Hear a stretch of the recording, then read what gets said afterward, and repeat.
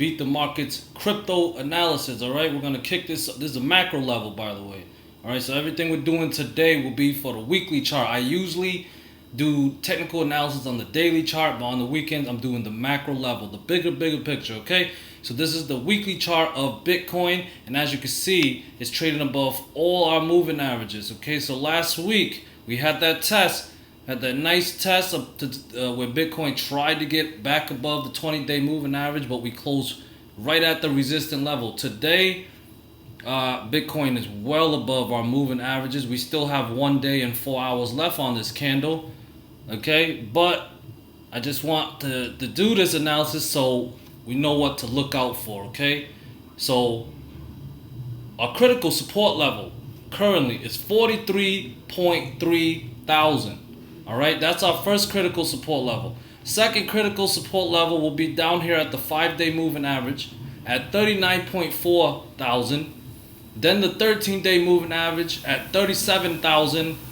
And then, of course, our moving average here, the 50-day moving average, and it's at 34.2 thousand. Now, as y'all can see here, the 50-day moving average has served as a strong support level for the Bitcoin for quite some time. So if we lose this moving average, okay, where Bitcoin starts trading below it, it could look very bearish and it could come down much lower. And if we do, we'll definitely talk about that another day. Now, keep in mind, we do have this area right here. This triple bottom. Okay, which means this area is the area of what? Area of liquidity. Okay, area of liquidity is where retail traders would set their stop losses. All right, so if they was going long, they would set their stop loss around this area. It's clustered up, it's building up. Why? Because they constantly saw that at this level, Bitcoin just continued to go up. So we have this triple bottom. So if we have any area liquidity in Bitcoin, it would definitely be here. All right. We also have an area of imbalance right here where there was a little bit too much sell orders. Okay. So you look at this big candle, there's no wicks to the left of it, no wicks to the right of it. That means it was too much sell orders because there's big red candle here. All right. Areas of imbalance, more often than not, they usually get filled. Okay, so I got a price target of 52K for Bitcoin currently. All right, I am very bullish on Bitcoin. So, but still, we gotta watch these support level. 43.3K is a critical support level, and then 39.4K, and then 37K, and then 34K. All right, those are critical support levels. If you're bullish on Bitcoin, those are the areas you will want to look to enter. Okay, you don't want to enter at the tip. All right, I will wait for a nice pullback and see if it tests one of our support levels. Okay, so that's Bitcoin trading above all our moving average and is looking bullish again. We need to get that higher high. All right, because in the bull market we got a high, a low, high, higher low. We'll see if we get the high. All right. Next is Ethereum. Ethereum also looking very bullish, trading above all our moving average. Okay, I don't recommend entering Ethereum at these levels because it's, I like to enter at the dip. I don't like to enter when it's moving up this strong. I don't want to catch FOMO, okay? Because we did have this triple bottom here. If you're a member of my Discord, I alerted this buy for Ethereum multiple times when it got to these levels, okay? So at this triple bottom, of course, below that is the area of liquidity, which also has to be where the 50-day moving average is at 1572. All right, but it's starting to look very bullish. I believe that the crypto market in general, we are back in a buy the dip market, okay? So definitely watch for this critical support level at 25.7K, and then 24K, and then all the way down here at the 50-day would be 1568K, and God forbid it comes down to 631, right? That's where the 200-day moving average is. I don't think it'll get down that low, all right? But definitely watch these levels, okay? If it gets down below, you might want to get very defensive, okay? But overall, bullish on Ethereum. Let's see if we can get that higher high. Next up is Doge.